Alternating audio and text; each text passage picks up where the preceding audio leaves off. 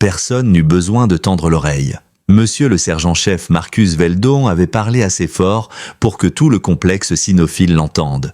Tu n'es pas à la hauteur, et tout le monde ici le sait. Il se tenait dans la poussière afghane, bras croisés comme un homme persuadé d'avoir déjà remporté la bataille. La sergente Cassandra Lorne, elle, n'était arrivée que depuis 4 heures sur la base. Elle n'avait adressé qu'une poignée de mots à qui que ce soit, mais cet homme avait déjà décidé de la réduire à rien, comme si le volume de sa voix équivalait à une vérité. Ce que Veldon ignorait, ce que personne ici ne savait, c'était que la petite boussole délavée tatouée derrière l'oreille gauche de Cassandra n'était pas un motif esthétique. C'était une marque, un sceau provenant d'un programme qui n'existait sur aucun papier, où l'on apprenait à sauver des chiens qui avaient déjà tué et où l'échec ne signifiait pas une mauvaise évaluation, mais un cercueil fermé. Le Malinois de 38 kilos qui avait déchiré son 4e box en 6 jours n'était pas seulement dangereux, il était terrorisé. Et Cassandra l'avait vu dès qu'elle avait posé les yeux sur lui, depuis l'autre côté de l'enclos. La même peur agressive qu'elle avait déjà rencontrée à Helvark, quand Titan, un chien de patrouille militaire, l'avait acculé dans une tente de stockage, les crocs couverts de sang, avant de finir miraculeusement par se calmer. Tout le monde posait les mauvaises questions. Pourquoi un chien décoré pour détection d'explosifs deviendrait-il soudain homicidaire si quelqu'un ne l'avait pas brisé auparavant ? Le complexe cynophile de la base aérienne de Karun reposait à l'extrémité est, là où la poussière ne retombait jamais et où la chaleur rendait le métal brûlant dès 9 heures. Depuis la plateforme surélevée, Cassandra observait 6 maîtres chiens incapables de déplacer un animal d'un simple box à une caisse. Et chaque geste qu'il faisait était un concentré d'erreur. Elle avait 29 ans. Silhouette forgée, non par des heures de salle de sport, mais par des années à porter des sacs de 30 kilos sur des montagnes. Ses cheveux blonds cendrés étaient tirés en un chignon si serré que n'importe qui en aurait eu mal à la tête. Il y avait en elle une immobilité étrange, quelque chose qui apaisait ou qui inquiétait. Jamais d'entre-deux. La cicatrice qui lui traversait le sourcil droit venait de Titan en 2019, à l'époque où elle apprenait encore que la patience n'était jamais un signe de faiblesse. Son uniforme portait les marques du terrain. Genoux blanchis par les diagnostics improvisés dans le gravier, coudes usés par les enclos inspectés. Ses bottes, elles, étaient entaillées comme seules celles de ceux qui travaillent vraiment. En contrebas, le Malinois tira soudain si fort qu'il fit glisser 2 hommes d'1 mètre avant qu'ils ne retrouvent leurs appuis. Mauvais angle avec la perche, mauvaise pression, mauvais tout. Et si vous écoutez cette histoire depuis un endroit où les balles ne sifflent pas, abonnez-vous, parce qu'elle ne va pas du tout là où vous l'imaginez. Le lieutenant-colonel Adrian Mallory se tenait à côté d'elle, bras croisés, mâchoire crispée. 46 ans, silhouette d'un homme qui avait soulevé lourd dans sa jeunesse et qui tentait maintenant de se rappeler la sensation. Son regard suivait le chaos en silence, comme celui de quelqu'un à court de solutions depuis 3 jours. Sans la regarder, il déclara « Ce chien est programmé pour une euthanasie comportementale demain matin 0600 ». Cassandra porta machinalement la main à son tatouage. Un vieux réflexe, une ancienne promesse. « Ce chien n'est pas brisé, monsieur, quelqu'un l'a brisé ?» Mallory tourna enfin la tête vers elle. « Et vous pensez pouvoir le réparer ?» Elle ne répondit pas immédiatement. Elle observait le Malinois, scrutant chaque tressautement de ses muscles, chaque saccade nerveuse de ses pupilles. Quelqu'un avait dressé cet animal à travers la douleur. Quelqu'un lui avait enseigné que l'humain équivalait à la souffrance. Elle avait déjà vu ça, dans des lieux où une erreur ne se soldait pas par un avertissement, mais par un cercueil recouvert d'un drapeau. Je pense que quelqu'un doit essayer avant qu'on mette une balle dans un animal qui ne la mérite pas. La question que Mallory ne posait pas était simple. Comment une sergente au dossier apparemment ordinaire avait-elle été personnellement demandée par nom pour un cas exceptionnel sur une autre base? Cassandra Lorne avait appris la patience auprès d'un homme qui n'avait jamais eu besoin d'élever la voix, son père, Nathaniel Lorne. Il dirigeait les opérations de recherche et sauvetage dans les montagnes de Caldwell, Montana, le genre d'homme qu'on appelait quand les disparitions devenaient des récupérations de corps. Il ne possédait pas de télévision, il avait 7 chiens. Et une seule philosophie. Un animal qui ne te fait pas confiance est un animal que tu n'as pas encore écouté. Elle avait 9 ans lorsqu'elle le vit gérer un berger allemand coincé dans un conduit d'eau pluviale après 48 heures sans eau. Les pompiers avaient essayé. Les agents animaliers aussi. Tout le monde avait échoué. Son père s'était assis à 15 mètres et avait simplement attendu. 4 heures plus tard, le chien s'était effondré dans ses bras. Ce jour-là, Cassandra comprit que la patience n'était pas passive. C'était un travail acharné. Elle s'engagea à 20 ans avec un diplôme en comportement animal et le besoin d'exister sans l'ombre de son père. À 24 ans, elle était maîtresse chien certifiée à la base de Hill Rock, au Texas.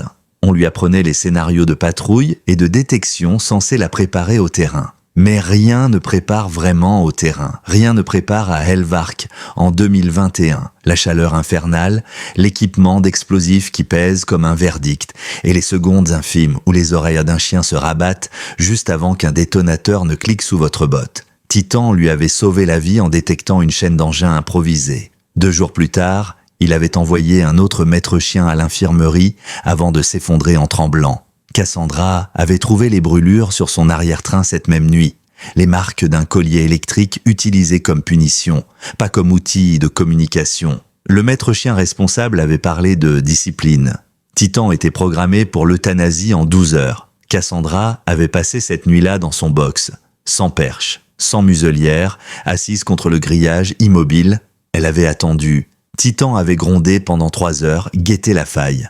À 3 heures du matin, il s'était couché à 6 mètres. À 5 heures, sa tête reposait contre sa botte. C'est ce matin-là qu'une capitaine, Elena Bright, l'avait trouvé. Bright appartenait à un programme officieux, spécialisé dans la réhabilitation des chiens militaires jugés trop dangereux. Elle avait observé Cassandra et Titan à travers les barreaux, puis passé un coup de fil qui changerait définitivement le cours de sa carrière. 11 mois plus tard, Cassandra portait la boussole tatouée derrière l'oreille avec un mot au centre: écoute, un rappel que la violence n'est presque jamais la solution.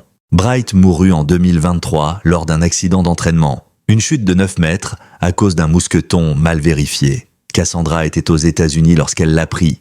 Elle n'avait jamais eu l'occasion de dire ce qui comptait. Alors, elle avait fait une promesse, un verre de bourbon à la main, devant une photo accrochée dans son casier. Tous les chiens que Bright aurait sauvés, elle les sauverait à sa place.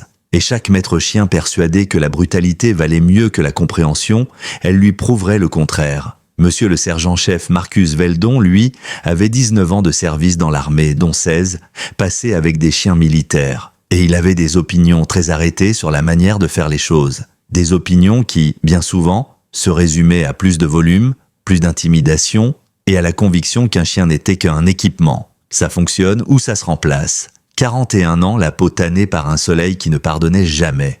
Une carrure d'ancien joueur de football américain qui vivait encore sur la nostalgie de son poste et une voix suffisamment puissante pour traverser les murs de tôle. Il était aussi le responsable des opérations cynophiles de Carune. Et il n'appréciait absolument pas que le lieutenant-colonel Mallory ait fait venir une spécialiste externe. Veldon l'attendait au pied des escaliers de la plateforme d'observation, bras croisés, regard fermé. Pas de salut militaire, pas de poignée de main. Juste ce regard qui la balayait de haut en bas, comme si elle était un formulaire inutile. « Donc c'est toi, la maîtresse chien qu'ils ont fait venir de Karchem ?» La façon dont il prononçait ces mots disait tout, elle n'était pas bienvenue. Cassandra se contenta d'un ton neutre. « Sergente Lorne, je suis ici pour évaluer le Malinois. » Veldon poussa un rire bref, sans chaleur. « Évaluer ? Ce chien a envoyé 2 des miens à l'infirmerie. Il a essayé de passer à travers sa cage comme si c'était du carton. Il n'y a rien à évaluer. Il est agressif, impossible à garder. Et on le mettra à mort demain parce qu'aucun maître chien dans tout le secteur ne peut le gérer. Derrière lui, 3 maîtres chiens la regardaient depuis la porte du chenil. Le sergent Matteo Ricker, 26 ans, sûr de lui, avec ce genre de sourire d'homme qui sait qu'il est doué. La sergente de première classe Mira Okada, 32 ans, vétérane des unités cynophiles, les avant-bras zébrés de cicatrices.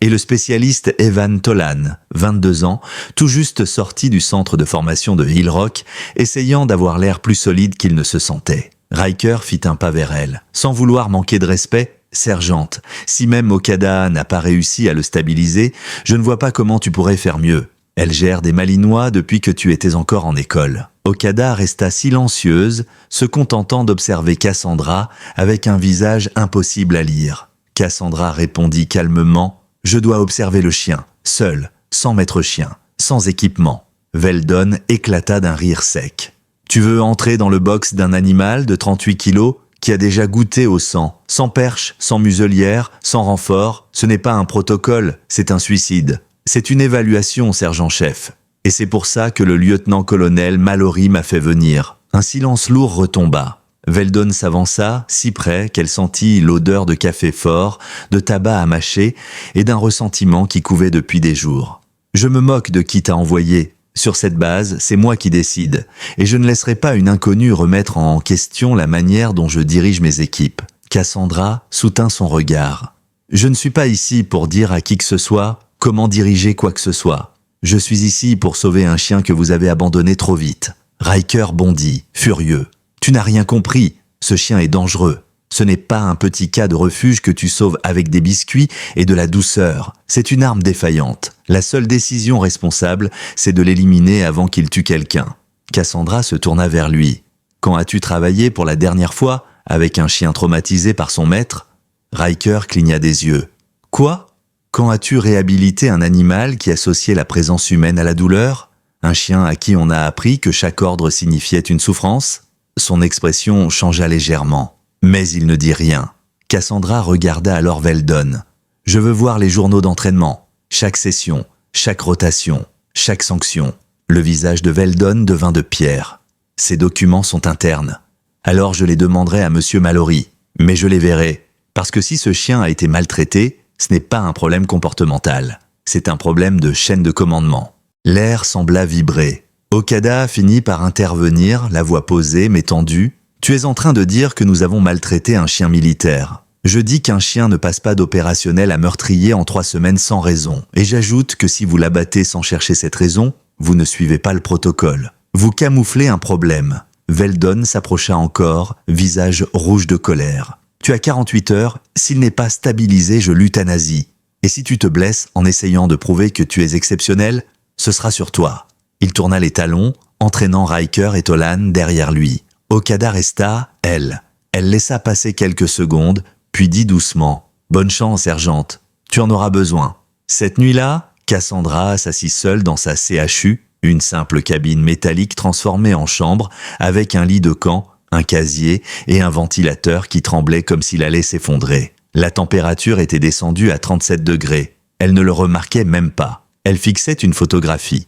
La capitaine Helena Bright, debout à côté d'une chienne nommée Raina, toutes deux plissant les yeux sous le soleil texan. Bright souriait. Cassandra avait pris la photo 3 jours avant l'accident. 3 jours avant qu'un mousqueton non vérifié ne lâche, avant qu'une chute de 9 mètres ne brise une carrière et une famille entière. Cassandra effleura son tatouage. Elle se laissa sentir, pour la première fois depuis des mois, le poids de cette promesse. Bright aurait su quoi faire ici. Bright serait entré dans ce complexe, aurait regardé Veldon une seule fois et aurait renversé toute son autorité sans jamais hausser le ton. Elle possédait un don, celui de faire comprendre aux autres qu'ils avaient tort sans les humilier. Cassandra, elle, n'avait jamais su faire ça. Mais Bright n'était plus là. Et ce Malinois, ce chien brisé, allait mourir demain si elle n'agissait pas. Elle pensa à Elvark, à Titan, à ce moment précis où elle avait compris que le chien n'était pas coupable. Il réagissait à la peur, à la douleur, à la trahison, et que l'homme qui l'avait blessé l'avait fait non par cruauté, mais par peur de perdre le contrôle. La peur. Voilà ce qu'elle voyait chez Veldon. Il n'était pas en colère parce qu'elle remettait en question sa compétence. Il était en colère parce qu'au fond de lui, il savait qu'elle avait raison, et reconnaître ça reviendrait à reconnaître qu'il avait échoué. Cassandra rangea la photo, inspira profondément, puis se leva. Elle n'était pas venue pour Veldon. Ni pour Riker, ni pour quiconque attaché à son ego. Elle était venue pour un chien qui méritait une seconde chance et pour une promesse faite à une femme qui ne pouvait plus en faire. Elle enfila ses gants et elle retourna vers les chenils.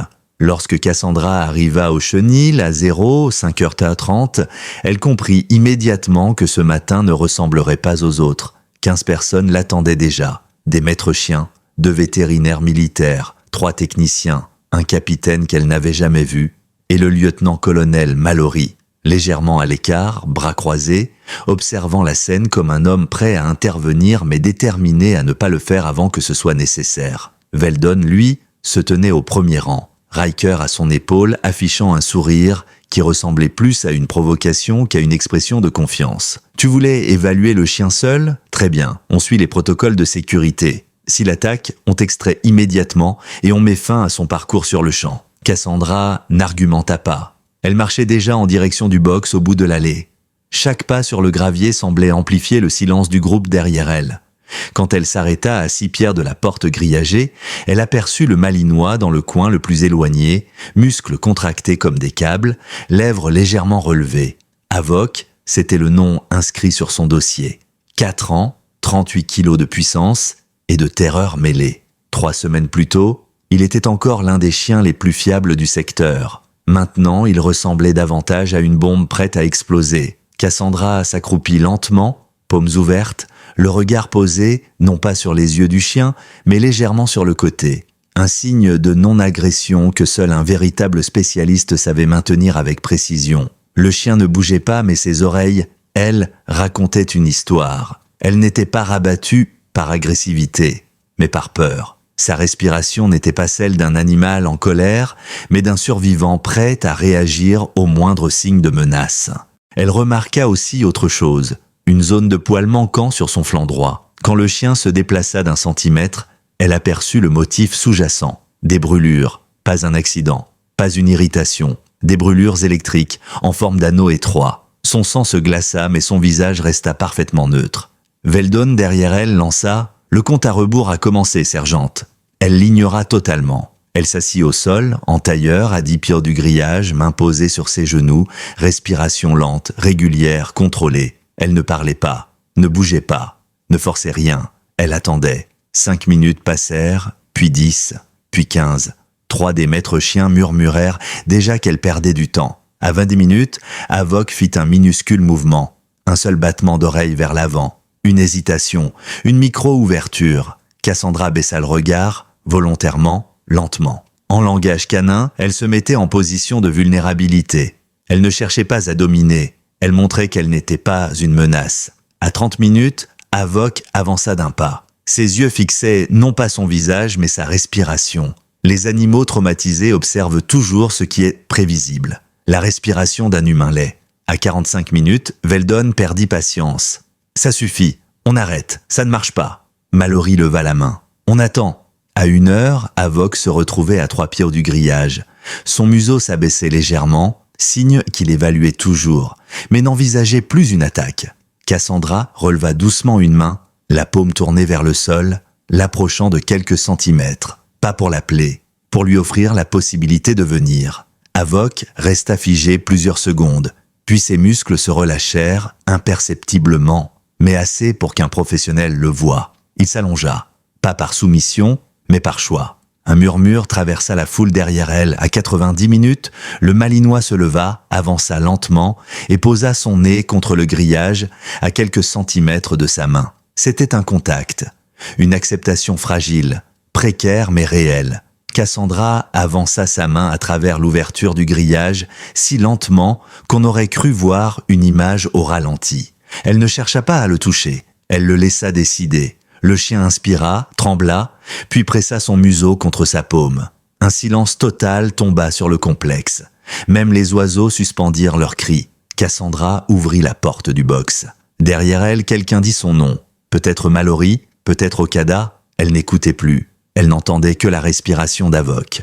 Elle entra dans le box, referma la porte et s'agenouilla dans la poussière. Avoc fit le tour d'elle, lentement, comme un animal qui analyse, décortique, teste chaque geste, puis il s'assit à 2 pieds d'elle, tête légèrement inclinée, curieux mais encore brisé. Elle tendit la main. Cette fois, il vint immédiatement. La tension dans sa nuque céda comme un câble trop tendu qui se détend enfin. Lorsqu'elle pressa ses doigts sur les points de tension, Avoc poussa un son étouffé, une exhalation lourde, le bruit d'un être enfin autorisé à se reposer. Et c'est précisément à cet instant que tout faillit basculer.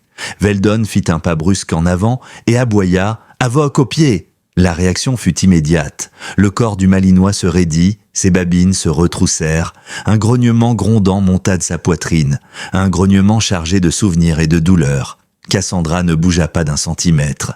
Elle posa simplement sa main sur l'épaule du chien et dit d'une voix calme, ferme, indiscutable « Reste !» Le chien resta. Elle se tourna vers Veldon avec un regard capable de faire fondre du métal. Cette voix-là, ce ton-là, c'est exactement ce qui l'a détruit. Vous lui avez appris qu'un ordre signifiait la douleur. Et maintenant, vous vous étonnez qu'il réagisse par la violence. Riker sortit de ses gonds. « Tu n'en sais rien !» Elle se leva. Avoc suivit son mouvement comme une ombre. « Je sais exactement ce que je dis. Ce chien a été maltraité. Les brûlures sur son flanc n'ont rien d'un accident. Quelqu'un lui a infligé des chocs électriques au maximum.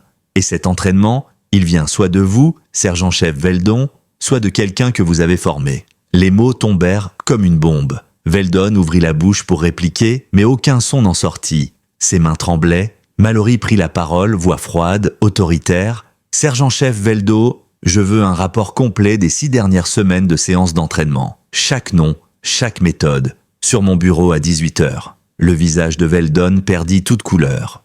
Cassandra sortit du box, sans muselière, sans laisse. Avoc marchait à son pied, parfaitement aligné, comme s'ils travaillaient ensemble depuis des années. Elle s'arrêta devant Okada, qui la fixait comme si elle venait de voir un miracle. « Si vous voulez apprendre, je peux vous former. Mais tout commence par une seule chose, écoutez. » Okada acquiesça lentement. « Compris, sergente. » L'ordre arriva à 13h et il ne venait pas de Monsieur Mallory. La colonelle Stéphanie L., commandante du 112e escadron de sécurité expéditionnaire, avait été mise en copie de tous les rapports concernant Avoc, et manifestement, elle voulait voir de ses propres yeux la sergente dont tout le monde parlait.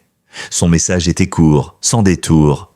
Démonstration comportementale, évaluation en conditions réelles, air principal, 16h, amener le chien. Cassandra relut l'ordre 2 fois. « Monsieur, ça ressemble à un piège. » Mallory ne chercha même pas à le nier. La colonelle Hale ne se déplace pas pour du vent. Si elle demande une démonstration, c'est parce que quelqu'un a insinué que soit tu es un prodige, soit une fraude. Elle veut le vérifier elle-même. Alors je lui montrerai. À 15h45, Cassandra traversait le tarmac brûlant, Avoc à ses côtés. Pas de laisse, pas de collier, rien d'autre que la confiance qu'ils avaient bâtie en moins de 3 jours. L'air tremblait sous la chaleur et le goudron collait légèrement aux semelles. Avoc restait parfaitement aligné, le regard calme, une rigueur silencieuse dans chacun de ses pas. La colonelle Hale les attendait entourée de 2 majors, d'un premier sergent et bien sûr de Veldon et Riker qui semblaient prêts à savourer la moindre erreur. Hale, 51 ans, cheveux gris courts et port militaire impeccable, possédait cette présence naturelle qui poussait tout le monde à se tenir plus droit sans qu'elle ait à dire un mot. Elle observa Cassandra, puis Avoc, puis revint vers elle. « Sergente Lorne, j'ai reçu des rapports contradictoires. Certains disent que tes méthodes sont dangereuses, d'autres qu'elles sont miraculeuses. Je suis ici pour savoir laquelle de ces versions est vraie. » Cassandra hocha la tête. « Avec respect, madame, je préfère vous le montrer plutôt que vous l'expliquer. » Hale désigna un parcours marqué au sol. Scénario de détection, 3 caches, procédure standard, 15 minutes. Cassandra observa le parcours, complexe, exigeant. Conçu pour un chien parfaitement opérationnel, ce que Avoc n'était plus officiellement depuis 3 semaines. Elle baissa les yeux vers lui. Le Malinois la fixait avec un calme neuf, quelque chose qui ressemblait presque à de la fierté. « Recherche » murmura-t-elle en signe discret. Avoc se mit en mouvement. La transformation stupéfia presque tout le monde. Il balaya la zone méthodiquement, sans s'éparpiller, sans signe de stress. Son nez descendait à quelques centimètres du sol, son corps tendu dans cette concentration propre aux chiens de travail. À peine 90 secondes plus tard, il s'arrêta net devant la première cache, puis s'assit en attendant la confirmation. La deuxième prit 2 minutes, la troisième était cachée en hauteur, dissimulée dans un amas de pneus instables qui obligeait le chien à grimper et analyser l'air depuis plusieurs angles. 4 minutes plus tard, il trouvait également celle-là et signalait avec une précision impeccable. Lorsque Avoc revint se positionner au pied de Cassandra, il semblait transformé. Sa posture n'était plus celle d'un animal terrorisé, mais d'un professionnel fier d'un travail accompli. Les murmures qui montèrent de derrière eux n'avaient plus rien de sceptique. Elle resta silencieuse un long moment, puis elle se tourna vers Veldon. « Sergent-chef Veldon, vous m'aviez assuré que ce chien était irrécupérable. » Veldon avala difficilement. « Madame, avec tout le respect, quand j'ai établi ce rapport, les conditions étaient celles que vous aviez créées. » Sa voix claqua comme un coup sec. J'ai lu les journaux d'entraînement, j'ai regardé les vidéos, j'ai parlé au personnel vétérinaire qui a soigné vos équipes. Tout indique une gestion défaillante. Elle se tourna ensuite vers Cassandra. « Sergente Lorne, j'ai également consulté votre dossier, ce qui n'en a pas été censuré. Beaucoup de pages sont noircies. Vous voulez m'expliquer ?» Cassandra sentit le moment basculer. Enfin, elle effleura son tatouage du bout des doigts, puis dit calmement « Madame, j'ai été affecté à un programme spécial dirigé par la capitaine Helena Bright. Nous réhabilitions des chiens militaires jugés trop dangereux pour continuer le service. Les dossiers ont été classifiés pour protéger les unités que nous soutenions, et les chiens que nous avons récupérés étaient souvent les résultats d'erreurs humaines que la hiérarchie préférait ne pas rendre publiques. Elle ne bougea pas, mais son regard se fixa, intense. Continue, ce tatouage est la marque donnée après notre première réhabilitation réussie. Une boussole, parce que la seule règle était celle que la capitaine répétait toujours. Écoute, et le chien te montrera ce dont il a besoin. Pourquoi le programme a-t-il fermé? Bright est morte dans un accident d'entraînement. Après sa mort, personne n'a voulu reprendre ce projet considéré comme trop atypique, trop risqué, trop éloigné des doctrines officielles. Un silence s'étira. Puis Hale respira lentement comme quelqu'un qui prend une décision lourde. Sergent Lorne, vous venez de démontrer en 72 heures ce qu'une équipe entière n'a pas su accomplir en 3 semaines. Vous êtes officiellement qualifié. Elle se tourna vers Veldon. Sergent-chef, vous êtes relevé de vos fonctions immédiatement. Poste administratif temporaire, en attendant la fin d'une enquête officielle sur vos pratiques d'entraînement. Veldon devint livide. Madame, c'est un ordre. Dégagez du tarmac. Elle se tourna ensuite vers Cassandra. Sergent Lorne, je prolonge votre déploiement de 60 jours. À partir de maintenant, vous allez reformer l'intégralité du personnel cynophile de Karun. Vous aurez pleine autorité pour suspendre ou interdire toute pratique abusive ou inefficace. Cassandra cligna des yeux surprise. Madame, je ne suis pas instructrice. Je n'ai jamais... Vous venez de sauver un chien que l'on condamnait. Non seulement vous êtes qualifiée, mais vous êtes la seule ici capable de le faire.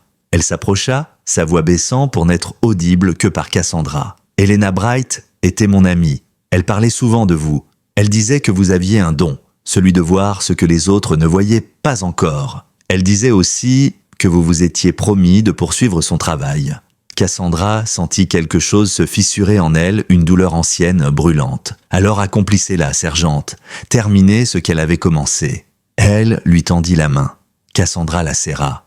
Quand elle baissa les yeux, Havok la regardait avec une sérénité nouvelle. Une sérénité d'animal, enfin certain qu'il était en sécurité. Le comité d'enquête se réunit 6 jours plus tard. Les conclusions tombèrent comme des pierres. Monsieur le sergent-chef Marcus Veldon avait failli à superviser correctement ses équipes. Les colliers électriques avaient été utilisés au-delà des paramètres autorisés à 3 reprises confirmées. Les décisions de rotation et de sanction avaient été prises pour privilégier les délais opérationnels plutôt que le bien-être des chiens. Résultat, rétrogradé au grade de sergent et réaffecté dans une unité logistique aux États-Unis. Matteo Ricker reçut un blâme formel et une obligation de suivre un programme complet de réentraînement. Ces pratiques n'avaient pas été malveillantes, mais elles étaient aveugles, arrogantes et dangereuses. Mira Okada, quant à elle, fut entièrement blanchie. Elle avait signalé 2 fois des incohérences dans les séances d'Havok, mais ces remontées avaient été ignorées. On la nomma officiellement assistante principale de Cassandra pour le programme de réhabilitation. Cassandra passa les 8 semaines suivantes à reconstruire l'unité cynophile de Karun pièce par pièce. Elle réécrivit les protocoles, restructura les séances, corrigea les réflexes toxiques, apprit au maître chien à lire un regard, une tension d'épaule, un souffle accéléré, toutes ces micro-variations que seuls ceux qui écoutent vraiment savent percevoir. 15 maîtres chiens suivirent la formation. Certains résistèrent au début, certains étaient sceptiques, mais tous, sans exception, finirent par changer. Pas parce que Cassandra l'imposait, mais parce qu'Havok était devenu la preuve vivante que la confiance pouvait renaître là où tout semblait perdu. Le chien servit de démonstration pendant toute la durée du programme. Là où autrefois il tremblait à la vue d'un humain, il venait désormais de lui-même chercher les signaux. Là où il grognait, il respirait. Là où il mordait, il apprenait. Et chaque progrès qu'il accomplissait transformait un peu plus l'unité entière. Sur le terrain de détection, Havok était redevenu un professionnel remarquable. Mais plus encore, il était devenu un symbole. Non pas celui de la force brute, mais de la preuve que la patience pouvait reconstruire ce que la peur avait détruit. Le dernier jour de Cassandra sur la base arriva plus vite qu'elle ne l'avait imaginé. Elle conduisit Havok au chenil pour la dernière fois. Il avait été officiellement confié à un nouveau maître chien, le sergent Jamie Whitley, un jeune homme discret qui avait passé chaque moment libre à observer Cassandra et à apprendre ses techniques. Il possédait cette douceur rare, celle qui ne dépend pas d'un effort mais d'une nature profonde, celle qui ressemblait un peu à celle de son père. Avoc s'approcha d'elle lorsqu'elle s'agenouilla. Il posa son front contre sa main et elle sentit son souffle chaud glisser le long de sa paume. Elle pressa sa tête contre la sienne. « Tu vas t'en sortir maintenant, murmura-t-elle. Je le sais. » Okada la trouva plus tard, debout sur la plateforme d'observation où tout avait commencé. La même poussière, le même vent sec, mais un tout autre sentiment. Okada s'arrêta à côté d'elle. « Tu as changé les choses ici ?» dit-elle sans détour. « Les maîtres chiens posent des questions maintenant. Ils cherchent à comprendre. Ils n'obéissent plus juste par habitude. C'est grâce à toi. » Cassandra secoua doucement la tête. « Non, c'est parce que quelqu'un a enfin écouté.